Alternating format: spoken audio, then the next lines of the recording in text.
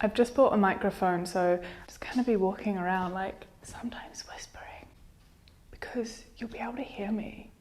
Usually you can't hear me. Even if I hide and like kind of talk quietly, you still will be able to hear me. It's great news. Today's episode is a Q&A. I put some questions out on Instagram. I put them out on YouTube.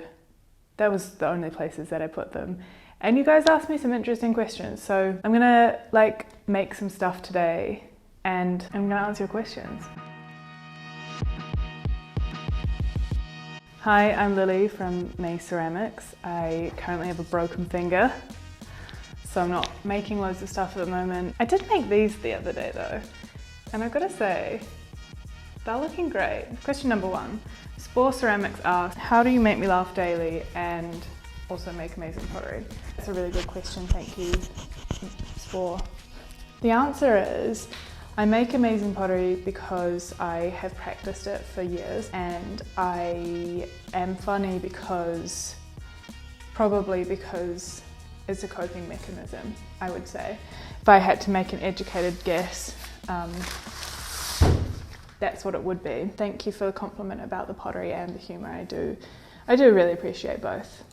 The problem with having a broken finger is that they've given me this hilarious and very, very janky splint. And this splint. I just feel like I sound really Kiwi saying that word, splint. Anyway, it helps it not get painful and it helps me stop bending it. But it is just disgusting. It's really gross and I can't get it wet, and I definitely don't think I should get clay on it. Oh. Yeah, this will do. This is a popsicle stick. I don't know if you say popsicle in this country. It's a lolly stick if you're from here. I tape it to my finger. The things you do, eh? For your work, for your vocation. It's really sore. The bruising has gone down a lot. This is a photo of when I first did it and it looks horrendous, and this is it now. I can bend it a little bit. Oh, quite a lot actually. It feels a lot better. Definitely not fully. The doctor said, don't try and bend it, so, I guess I'll stop doing that. Tartan Studio. Is that like a tarte tatin? Like a French tart? Or is it like tatin? I'm sorry if I'm saying it wrong. But they ask, what's the story with your last name? I don't know what that means. My dad gave it to me, and my siblings have it too. So basically it was my dad's last name. And then I think I got it. Is the question more referring to where do I get my business name from? And is that part of my last name? If so, my last name, to answer the question, is Meitzig, is of German heritage. My great-grandfather moved to New Zealand, and just kind of as last names go, I got it eventually. My business name is a reference to my last name, so Mae Ceramics comes from my last name, which is Meitzig, and that's a short little history. I hope that helps. Tartan Studios or Tatin Studios. Georgie Watson has asked, have I ever used a single fire technique? No, I haven't, but let me quickly explain it to all of you.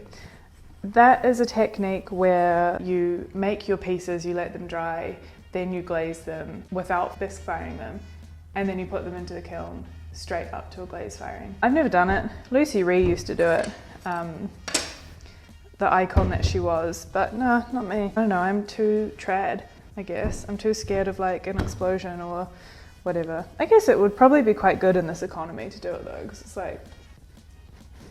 save some money, Someone has asked me what bat system I would use as a hobby potter. I haven't thrown in so long that there's actual spider webs on my bat. Oh my god, that is so spooky. It's Halloween this week, so that tracks. I recommend the Hartley & Noble bat system.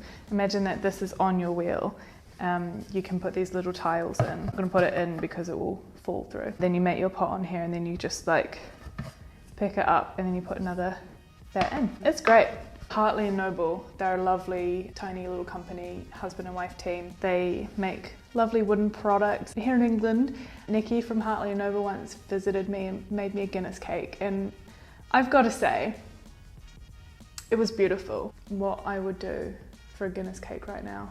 Equally, my friend Justin made these bats for me ages ago, and they're just like bits of wood cut up into circles. So thank you, Justin. Thank you, Stuart and Nikki, for both sets of bats. Both are great. Someone has asked me if social media gets in the way of creativity. I've got to say it doesn't. I think that social media, for me, it's a really great tool. I really like being present on social media. I like making things for social media. It's almost like a different way to be creative for me. Quite a few people have asked about social media actually, just kind of in different forms. So to answer all of your questions, I like making content. I like using social media to engage with people and to like essentially meet customers, right, online. Not even always customers, like colleagues in a way. This pen doesn't work. For me, I find that having YouTube videos to make and thinking about Instagram and like how to engage people and stuff, it's really fun for me, and I feel like I do better work when I'm thinking about social media. And that kind of sounds a little bit grim, like I'm making stuff just for social media to like, I guess, but I'm definitely not doing that. I don't really care about like how a post goes or whatever when I put something online. I'm not like, I don't sit there and watch it. Actually, I do.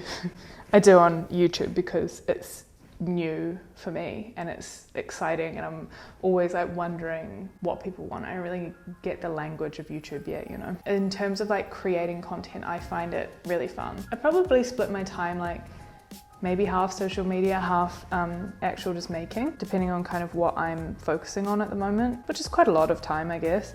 On that note, a few people have asked questions around advice for social media and for marketing yourself online.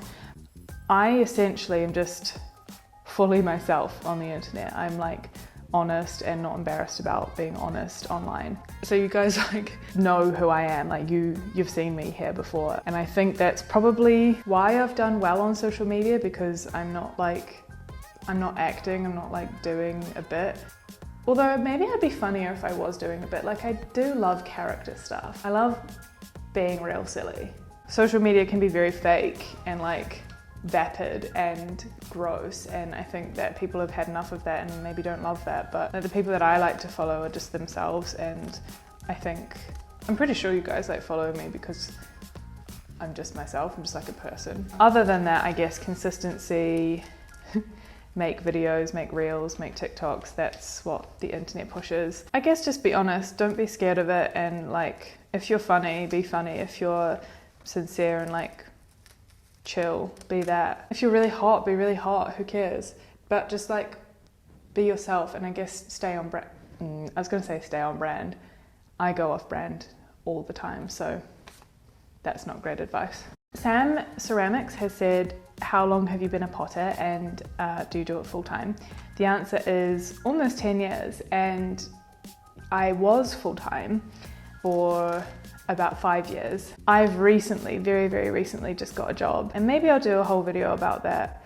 If you want to know about that, just let me know in the comments. But basically, I was getting really lonely in here. I like people, I like hanging out, I like chat, I like to collab with people, and I really miss just like having a job to go to and like having somebody to answer to. It wasn't just me like calling all the shots and then being like, all right, you have to do this, and then like me saying that to myself and then having to follow through. It's really hard. Also just making sure you can make enough money doing the thing that you love. It kind of takes the love away from it a little bit. So yeah, I have just recently got a job. It's 3 days a week, and it's for a really lovely arts organisation. Yeah, let me know if you want to know more. I don't want to talk too much about it if you don't want to know about it, but I will very happily talk about it if you do, so let me know. On that note, somebody has said, you said that you're going part-time. Has it been nice to back off making pots a little bit? Yeah, it's been really nice. I really burnt out this year. Actually, not even this year, the past like couple of years I've been struggling. So it's been really nice to back off a little bit. I love ceramics and I want to keep loving ceramics forever. So for me, it was an important thing to step back a little bit and kind of like focus on other things. I've been focusing on YouTube more this year. I've got like a couple of projects going on in the background, which I'm really excited about. I've got a job. So yeah, it's been really nice. And I come back into the studio now and I'm so happy to be here. Like, I love this space. Coming back in after having like a little bit of break and like the pressure is a bit off now, you know, I've got other things to think about, and it's really nice coming back here and like making stuff. So yeah, it's been really great. When I first left my job to do ceramics full time, like in 2017 or 18, I was like working out if it was going to be a good idea or a really dumb idea, and my boyfriend was very lovely, and he said, if it doesn't work, you can just get another job, and that's not failing.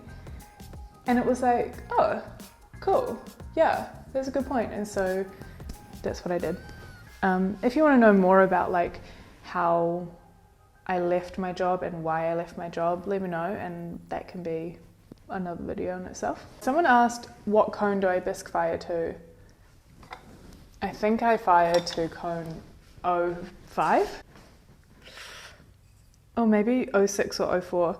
I go to 950 degrees Celsius, if that answers your question. Nico Potts has asked about how I found my style, and is it limiting to have a style or is it handy? I found my style just by making heaps of stuff, and I made heaps of stuff in loads of different styles, things that just kind of interest me. And from there I realized that the stuff that I was making the most of was obviously the stuff that I liked the most, and that was my style. I think style is very personal. I think if you have like a design eye, then you're gonna know what you like, and what you like is gonna be the kind of thing that you're gonna wanna make. And if you don't, if you just enjoy making, then maybe that is your style. And I think it's been really helpful working with a proper style rather than like working all over the place, because everything that I make is unified, you know, it's part of a family. I think that it can be very limiting for sure, and if you are new, then I wouldn't just pick one style to work with. I would like be a little bit more fluid. Oh my god, this isn't working. Basically, I've got an idea that I'm going to make this into a candlestick holder, and I've done it before, but it was too thin and the candle fell over, so I'm doing it thicker, but I've not thought about it at all. I'm just going into it while talking to you, so I'm going in blind and I'm also going in distracted. Another social media one, somebody has asked if it's possible to run a successful pottery business without using Instagram or social media. Like, maybe people have done it in the past, you know, like Instagram is very new, the internet is very new, and people have been making pottery for years and years and years. So I would say like, yes, it is, but I think like social media is very, very powerful, and you have the world at your fingertips. So you might as well make the most of it, you know, you might as well use it. Like it's a free resource, you know. For me, I don't really ever pay for any ads or anything. Every now and again I will, if I've got like something I want to push, but it's amazing. Social media is very powerful, and if you use it correctly, if you harness it correctly, you can have a very successful business. It's personal preference though, because if you really hate social media, then don't do it, because it's gonna impact your life, you know. So, up to you. Someone's just like, is it worth it? Dunno, I don't know. I don't know the answer. Yes. Loads of people have been asking, how do you get into pottery as a beginner, and what you can do at home without buying a wheel or a kiln. And I'll tell you what, there's heaps of stuff that you can do without like investing tons and tons of money. First of all, you can find a shared studio if you really want to throw. That was how I got into it. But other things that you can do, just hand build from home. You can sign up to my Domestica course, and I take you through a whole like series of how to make this. This is like a handmade thing. I made it essentially like it was from home. I was obviously in a studio when I filmed it. You can definitely do stuff from home.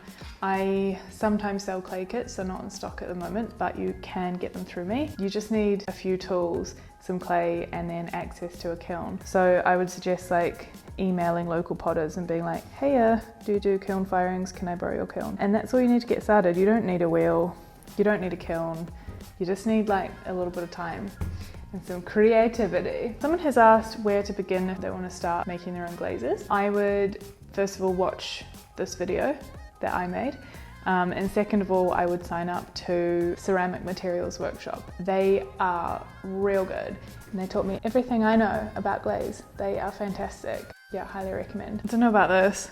It's gonna need a little bit of work.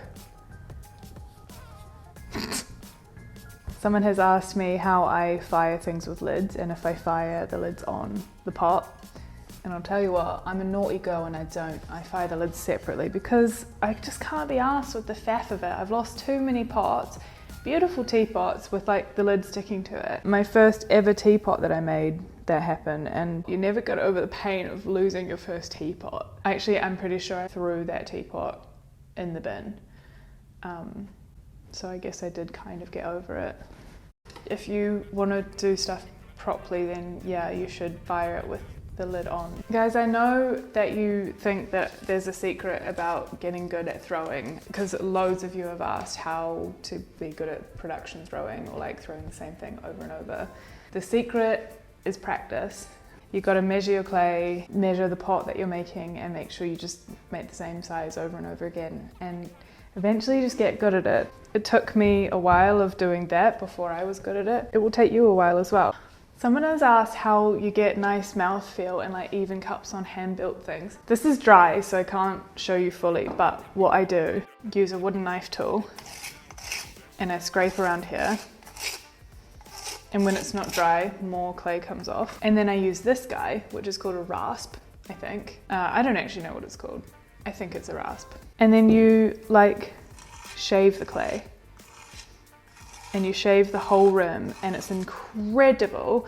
It just makes it even, and then you can smooth it out like this, and then you smooth it out further with a sponge, and that's how you get it. Also, when you're making things, just put it in your mouth and like decide if it feels good, and if it feels bad, then like if it's too thick, it's always going to feel bad. If it's really sharp, it's not going to feel good when it's fired. So yeah, just like test as you're going and slowly whittle away at it. This is a good question. Someone has asked how I deal with like glaze scraps and like glaze water. I'm going to show you a secret. This is my glaze scraps. This is last year's glaze scraps. They've dried out now, so I can throw them in the bin. Oh my god, it's so heavy! What I do is pour all glaze scraps and water into here, and then this has not got much water on the top, but I would pour the water off the top, and then in here is just like glaze. People sometimes use this as like a mystery glaze, like a little party glaze. That's cool. For me, I don't want to do that, so it all just goes in here and eventually it will be thrown away. I don't like waste, and so that waste is my only glaze and plaster waste for the past I think it's probably 3 or 4 years. I will pour my excess glaze back into the bucket if it's all one colour, and then anything else goes in there, and then the water gets skimmed off and poured down the sink. So you can be very efficient with your waste, but just don't pour it down the sink. Please don't pour like glaze down the sink, because just like clay, it's heavy and it will settle in the bottom of your pipes. Even if you have a clay trap, you shouldn't do it. Oh, a few questions about mouldy clay. Don't worry about it. It's fine. It's actually quite nice. It makes for really plastic clay. Don't worry, it gets fired out. It's completely safe. I got a little question from Peter at Caffeine, who said, what's your favourite coffee shop in London? So I've got to say that it's Caffeine London, because Caffeine London asked. No, but for real though, I do love Caffeine London. I used to work there. When I first moved to London, it was my first job. My friend Maria, she was working there, and she was like, hey, we're looking for people. Do you want to come work here? So I went for an interview and I got the job, and it was very fun. Great job to work in when you move cities, hospitality, because I'll tell you what, I met so many fun people. People are married now, people have babies now. It's very wholesome and it's really nice. I don't know, moving to a city and immediately like feeling like you've got a bit of a family. Even when I go back now, I feel like I'm going home, and I don't really know any of the people who work there anymore because it's been 7 years. But I'm still in touch with Peter, who is the owner, and he was my boss. It's really nice to have a nice relationship with your boss and with your colleagues and like with a place. When I go to Oxford Circus, which is like where Caffeine is, I feel like it just feels so nostalgic going there. It's so lovely. Beautiful coffee as well. And I learned so much about business working there and about coffee working there. Yeah, so Caffeine, go to Caffeine. Someone has asked how much time I spend on the non-making part of my business. Sometimes a lot, sometimes not very much. At the moment, a lot, because I've got different projects on the go. I've got YouTube, I've got kind of just other stuff going on, and it's not so much making. Other times it's full-time making and I don't really think about anything else. I reckon I probably spend half my time on not actually making. So whether that's like, I don't know if glazing counts as making, I don't think it does, but glazing or like stacking the kiln, cleaning, packing orders, updating my website, doing social media, making videos, emails, admin, accounting, ordering things. It's kind of never ending. I really like it when I'm able to just make stuff and not worry about it. Pottery is just labor intensive, you know. You've got to do so much other stuff. I've had so many questions asking how I went about starting this business, and I've decided that's going to be its own video, so that will be coming out. I do feel like it's worth its own video, so let me know in the comments if that is something you want. I'll happily oblige. Do I have any tips to eliminate stinky old reclaim? I think you can put vinegar in, or bleach. Although probably don't do bleach because I think it would hurt your hands. Oh, someone said, what type of wood do you work on? This is just MDF, which is, I don't know what else that's called, MDF. It's just wood, just plain old wood. Get it from hardware stores, it's cheap. Someone has asked, how do I go about partnering with small businesses such as restaurants and shops? Usually they contact me and essentially just want to know if I have space for a commission and what my prices are. And the two-parter of this question is, do I negotiate price, or is there an industry standard of percentage given to the business receiving? That's a good question. Essentially, I just send my wholesale prices for restaurants and shops. And shops generally do a markup of like times 2.5, I think, or something like 1.5 to 2 to 2.5, depending on what their markup is. To be honest, I don't really care what they sell my work at as long as I get my wholesale price. And sometimes there's negotiating, like if a restaurant is ordering like 200 plates or something, then I can, I don't know, I don't like it though because it's still the same amount of work, and a discount just like, it just affects me negatively. It's still like the same, I've got to do the same amount of work, it takes the same amount of resource, it takes the same amount of firing as like 1 plate or 100 plates, you know, it's just 100 times the amount of work. I don't move my prices too much. Well, someone's asking how much you should spend on a pottery wheel to start with. I probably wouldn't buy one off Amazon. I think those £150 or €150 ones are no good. I think they're shit. I'm pretty sure like if you apply any pressure to them, they like stop working. Although to be fair, I've never used one, so maybe it's not fair for me to say that. My first pottery wheel was that over there. Hit me on my pottery wheel. Got it from a charity shop years and years and years ago, and it was just like such a fluke. I walked in and I was like, hi, do you have a pottery wheel? And he was like, yes, one just came in yesterday.